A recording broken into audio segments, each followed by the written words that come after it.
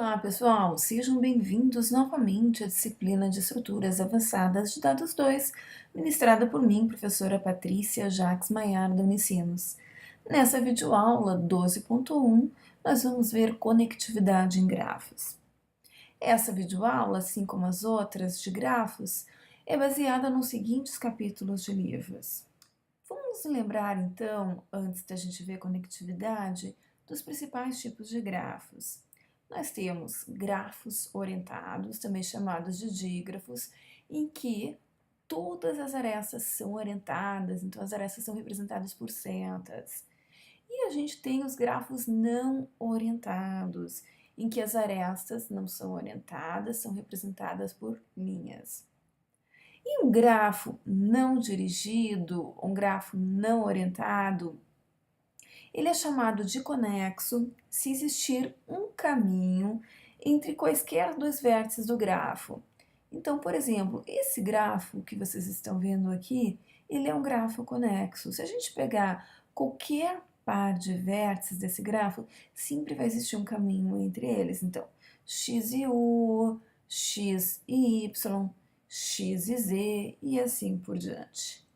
Se existe um caminho P qualquer de um vértice U até um vértice V, então vamos supor os próprios vértices de rótulo U e V desse grafo aqui embaixo, dizemos que V é acessível a partir de U via esse caminho P, que no caso aqui é formado por uma única aresta, mas poderia ser formado por mais de uma aresta. Então, por exemplo, se o nosso fosse esse vértice de rótulo X e o nosso W fosse o vértice V, então o caminho de U até V, de X até W, seria esse caminho aqui. Então, a gente poderia dizer que W é acessível a partir de X. Uma outra maneira de dizer isso é que X atinge W, ou W é atingido por U. Isso porque existe um caminho entre esses dois vértices. Num grafo orientado, a gente diz que esse grafo é fortemente conexo se para cada par de vértices existir um caminho de A para B e de B para A, em ambos os sentidos. Se a gente considerar cada um dos pares de vértices desse grafo aqui, AB, AD, AC, BC, BD e assim por diante, tem que existir um caminho de A para B e de B para A, de A para D e de D para A, de A para C e de C para A, e assim por diante. Então, esse aqui é um exemplo de grafo fortemente conexo, porque para qualquer par de vértices desse grafo, sempre vai existir um caminho da origem para o destino, do destino para a origem. Então, um grafo dirigido, um dígrafo, ele é dito fracamente conexo, então como no caso desse dígrafo aqui, em verde, ele é fracamente conexo. Por quê? Em primeiro lugar, ele não é fortemente conexo, e ao substituirmos as arestas dirigidas deles por retas, por arestas não dirigidas, a gente vai ter um grafo não dirigido conexo, que é bem esse caso aqui. Ao gente substituir essas setas por linhas, a gente vai ter um grafo não dirigido, né, conexo. Esse grafo não dirigido, gerado a partir do grafo dirigido, ele é também chamado de grafo não orientado subjacente. Então, esse aqui é um exemplo de grafo fracamente conexo. Vamos ver agora a noção de componente conexo.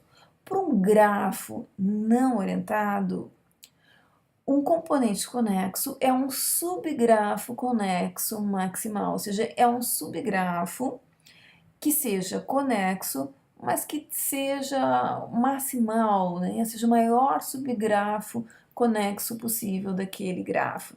Então, digamos para esse grafo G aqui, né? Esse grafo G é formado por todos esses vértices aqui.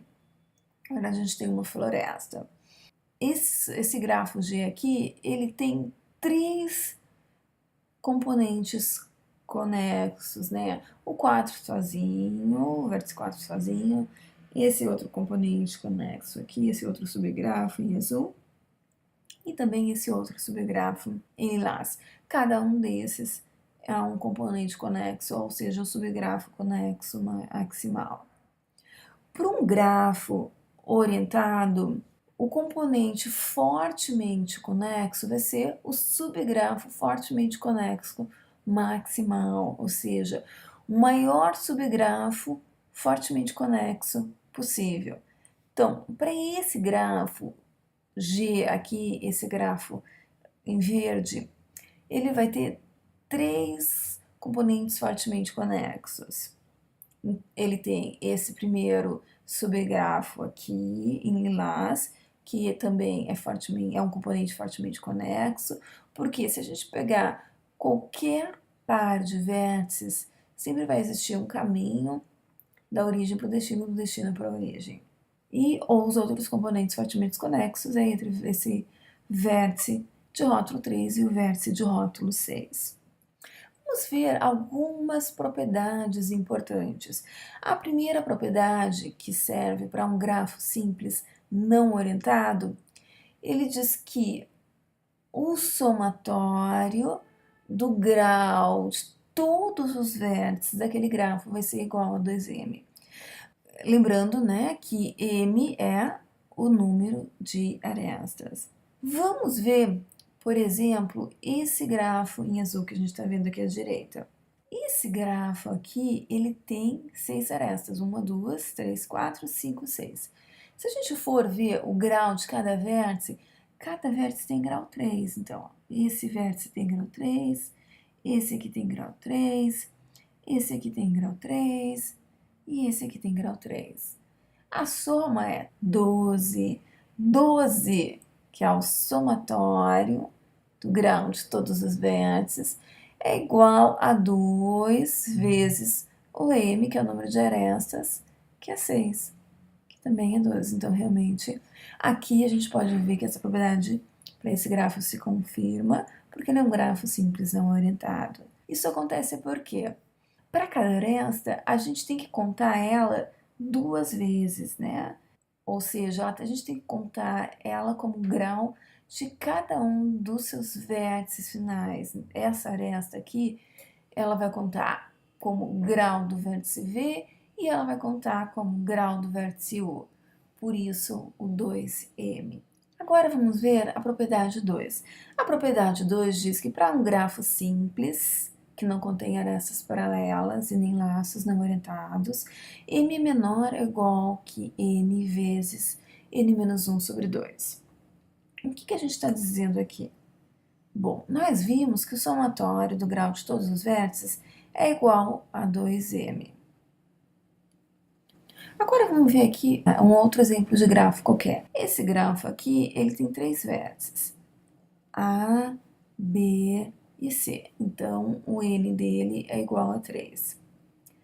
Como ele é um grafo simples, não orientado, cada um dos vértices pode estar conectado a 2 outros vértices do grafo no máximo, certo? Porque o terceiro é ele próprio e ele é um grafo simples, não tem laços.